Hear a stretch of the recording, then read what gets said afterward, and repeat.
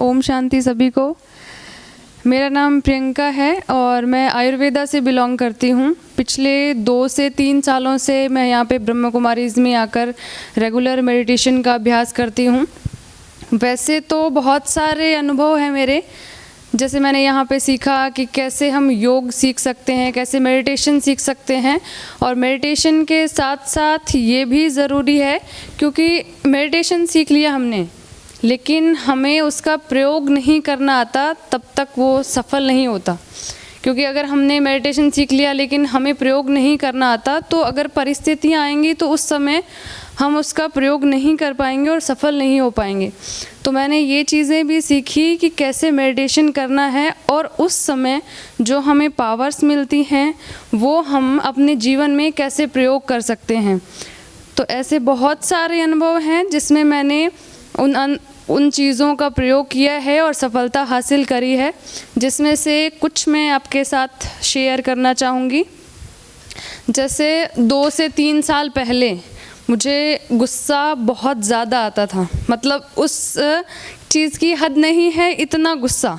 किसी इंसान के लिए इतना गुस्सा ठीक नहीं होता, वैसे उसके सेहत के लिए भी और उसके आसपास के जितने भी रिश्तेदार होते हैं जो उनके संपर्क में आते हैं उनके लिए भी नहीं, क्योंकि इतना गुस्सा आता था कि या तो सामने वाला नहीं या मैं नहीं, इतना गुस्सा। लेकिन जब से मैंने यहाँ मेडिटेशन सीखा है तब से मेरे अंदर ये चीज़ का सुधार आया है कि अगर कभी कभी थोड़ा बहुत जो गुस्सा आता है मैं उसको कंट्रोल करना सीख गई। जहाँ पहले मैं उस चीज़ को कंट्रोल नहीं कर पाती थी, वहाँ अब मैंने उस चीज़ को कंट्रोल करना सीख लिया और समझ आने लग गई मेरे अंदर। और पहले ये था कि मैं चीज़ों को इतनी समझदारी से नहीं लेती थी। अगर सामने वाले ने मुझे कुछ बोल दिया तो मतलब आग बबूला हो जाती थी मैं कि ऐसे कैसे बोल दिया मुझे इसने। लेकिन अब जब से मैं मेडिटेशन करना शुरू किया है, जब से मेरे अंदर वो चीज़ें समझ आई है, वो गुण आने लगे हैं, सहनशीलता पहले से बढ़ी है, तो अब मैं ये सोचने लगी हूँ, बजाय उसके पहले मैं उसका विरोध करती थी। लेकिन वैसे इस एज में ज़्यादातर को गुस्सा ज़्यादा आता है, लेकिन ये अच्छा नहीं है वैसे। लेकिन अब मैं वो चीज़ें, सहनशीलता भी बढ़ गई है और सामने वाले को भी इस वे में लेती हूँ कि ये सामने वाले का संस्कार है जो कि मेरे अंदर नहीं आना चाहिए। गुस्सा किसी ने उल्टा सामने वाले ने बोला है लेकिन गुस्सा मुझे आ रहा है, इसका मतलब मेरी कमी है। उसके संस्कार है, अभी ये समझ है कि उसके संस्कार है तो वो इसलिए ये बोल रहा है, पर मुझे सामने उसका विरोध नहीं करना। पहले रिएक्शन में ज़्यादा आती थी कि जैसे ही बोला तुरंत मेरा रिएक्शन सामने वाले के प्रति उल्टा होता था, पर अब ऐसा नहीं है। अब मैं समझदारी से उस चीज़ को शांत रहती हूँ, या तो चुप रहती हूँ या देखती हूँ कि मेरी वजह से मतलब कुछ सामने वाले को गुस्सा आया है क्या है, तो मैं उस कंडीशन में शांत रहती हूँ, जवाब नहीं देती। और सामने वाला अगर गलत भी बोल रहा है ना, तो मैंने उसको शुभ भावना देना सीखा है। पहले ऐसा नहीं था, पहले सामने भी ऐसे गुस्सा आता था और पीछे से भी दिमाग में वो कैसेट जो रील होते ना वो चलती रहती थी कि ऐसे कैसे बोल दिया, हर बार वो इंसान दिमाग में आया और गुस्सा। पर अब ऐसा है कि अब अगर वो दिमाग में आया भी है तो मुझे ये समझ रहती है कि नहीं, उसने बोल दिया ठीक है, उसके प्रति मुझे शुभ भावना रखनी है। मेरा संस्कार ये है शुभ भावना देने का।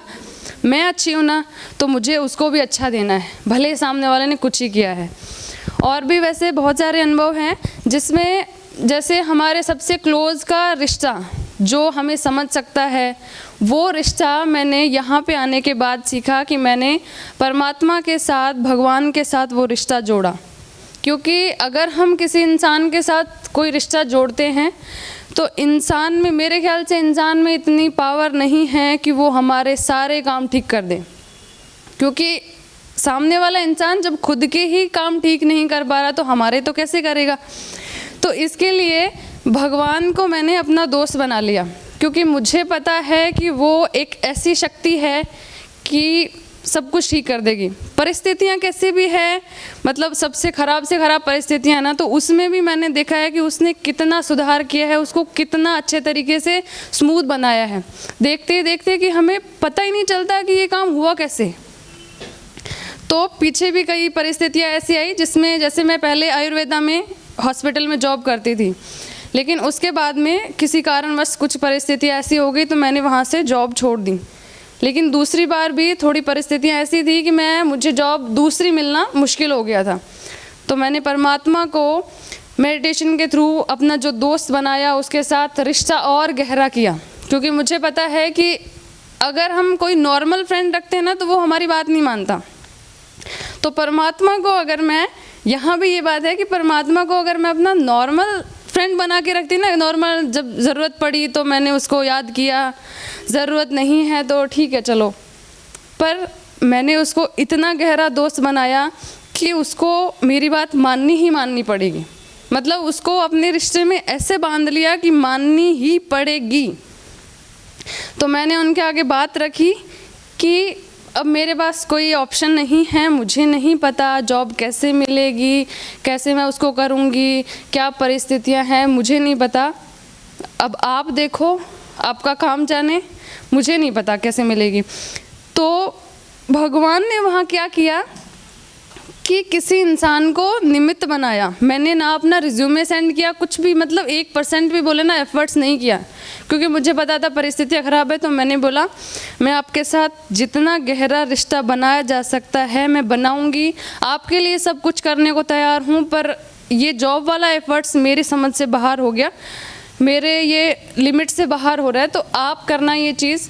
तो मैंने उनको बोला, तो उन्होंने किसी सामने वाले इंसान को निमित्त बनाया, जिन्होंने सामने से खुद चल के मुझे बोला कि आप अपना रिज्यूमे सेंड कर दीजिए। और 1-2 दिन के बाद क्या हुआ, मुझे जॉब के लिए, इंटरव्यू के लिए कॉल आ गया और मैंने जाके इंटरव्यू दिया और मेरा सिलेक्शन हो गया।